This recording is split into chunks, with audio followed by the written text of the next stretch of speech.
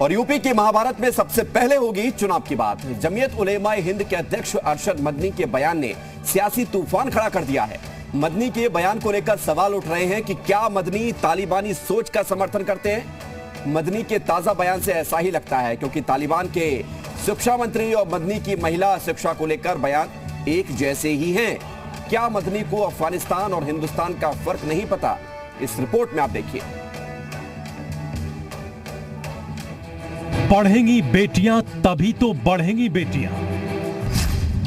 अंतरिक्ष यात्रा करने वाली बेटी कल्पना चावला, एवरेस्ट फतेह करने वाली बेटी पेचेंद्री पाल, फाइटर प्लेन उड़ाने वाली बेटी शिवांगी ठाकुर,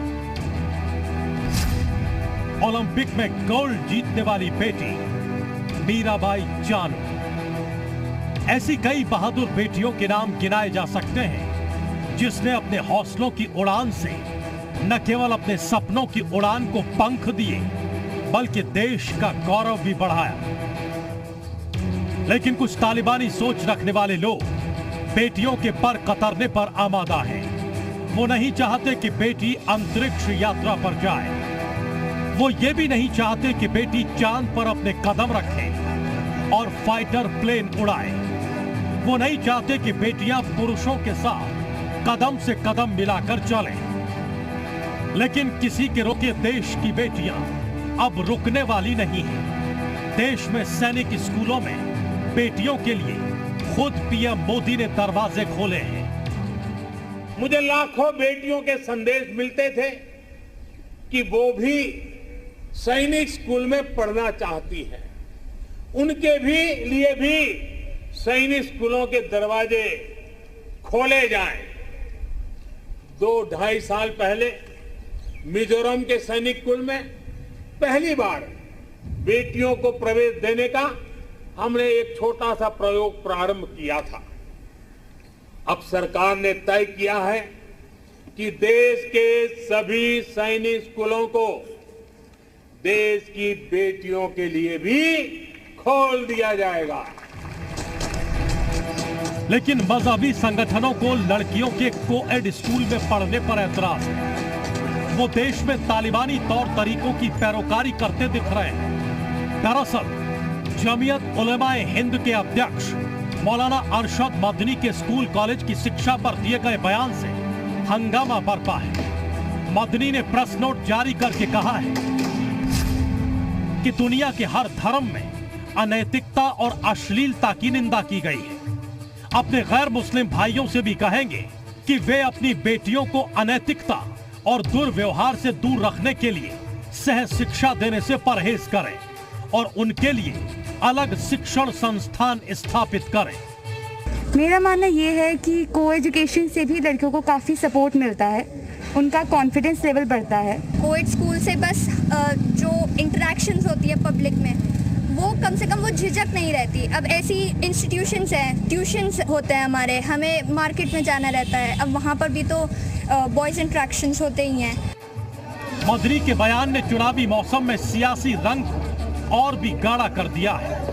मदनी के बयान पर जुबानी जंग तेज हो चली है। मदनी के बयान का जमकर विरोध हो रहा है। हमेशा से उनके बयान या जमीयत उलेमाए हिंद के कंट्रोवर्शियल बयान आते रहे हैं, उसकी निंदा करते हैं और ये कहीं ना कहीं हमारे समाज की महिलाओं का अपमान किया है उन्होंने इस तरह की बात कहकर, क्योंकि आज सर्व समाज की महिलाएं सशक्त हो रही हैं और ऐसे समय पर जमीयत उलेमाए हिंद का बयान ये दर्शाता है कि तालिबानी विचारधारा इनके मन में, दिल में चल रही है। धार्मिक संस्थाओं का काम धर्म के उन पहलुओं को समझाना है जिससे सद्भाव और शांति पैदा हो। जहाँ तक शिक्षा व्यवस्था का सवाल है, वो हमारे सरकार में हमारे जो लोग नीतियाँ तय करते हैं सरकार की, उनके द्वारा दिए गए संचालित विचार उनसे गाइडेड रहती है। तो उन पर न जाकर सरकार को भी चाहिए और इन लोगों को भी चाहिए एक दूसरे के उसमें हस्तक्षेप न करें। जब भारत का संविधान प्रत्येक व्यक्ति को, प्रत्येक नागरिक को समान अवसर देता है, रंग और विभेद का विरोध करता है, उस समय मौलाना मदनी साहब का बयान बिल्कुल भी उचित नहीं है। और जहां तक को एजुकेशन की बात है तो विकल्प भी हैं। अगर जो चाहते हैं वो अलग पढ़ाते हैं, जो चाहते हैं को एजुकेशन में पढ़ाते हैं। ऐसे समय में संविधान के खिलाफ जाना दुर्भाग्यपूर्ण है। तालिबान में जो हो रहा है उसको भारत में भी करना चाहती। मैं समझता हूँ कि आज के युग में ये कहना कि महिलाएं और पुरुष अलग अलग स्कूलों में पढ़ें, ये तो देश को, समाज को पीछे ले जाने वाली बात है। मदनी की सोच को कोई तालिबानी बता रहा है तो कोई देश विरोधी, लेकिन सवाल यही है कि मदनी की सोच क्या इस देश के विकास के लिए हितकारी है या फिर मदनी का ये बयान कोई चुनावी स्टंट है। क्योंकि यूपी में महज 6 महीने बाद ही विधानसभा के चुनाव है और राजनीति का इतिहास बताता है कि ऐसे बयानों को एक रणनीति के तहत हवा देने का काम किया जाता है। ब्यूरो रिपोर्ट, जी मीडिया। जमीयत उलेमा हिंद के राष्ट्रीय अध्यक्ष मौलाना अरशद मदनी के बयान को तालिबानी सोच इसलिए भी कहा जा रहा है कि उनकी और तालिबान के नेताओं की सोच एकदम मिलती जुलती है। भारत में तालिबानी सोच क्यों ये सामने आ रही है, इसका भी हम विश्लेषण कर रहे हैं। तालिबान का महिला शिक्षा पर बयान भी सामने आया कुछ देर पहले। लड़के लड़कियों की क्लासेस अलग अलग चलेंगी। भारत में भी तालिबानी सोच का समर्थन है। अरशद मदनी का महिला शिक्षा पर बयान है, को एजुकेशन का मदनी ने विरोध किया है और मदनी का ये विरोध अब सामने आया है, तो इसको लेकर मदरसा शिक्षा की मदनी ने भी वकालत की है। यानी कि एक तरफ विरोध है, दूसरी तरफ ये है कि आप मदरसा शिक्षा को बढ़ावा दीजिए, ये मदनी कह रहे हैं। और भारत में मुस्लिम महिलाओं की स्थिति क्या है, जरा ये भी समझना चाहिए, क्योंकि अगर तुलना हो रही है, अगर ये कहा जा रहा है कि लड़के लड़की एक साथ ना पढ़े, तो स्थिति आप देखिए।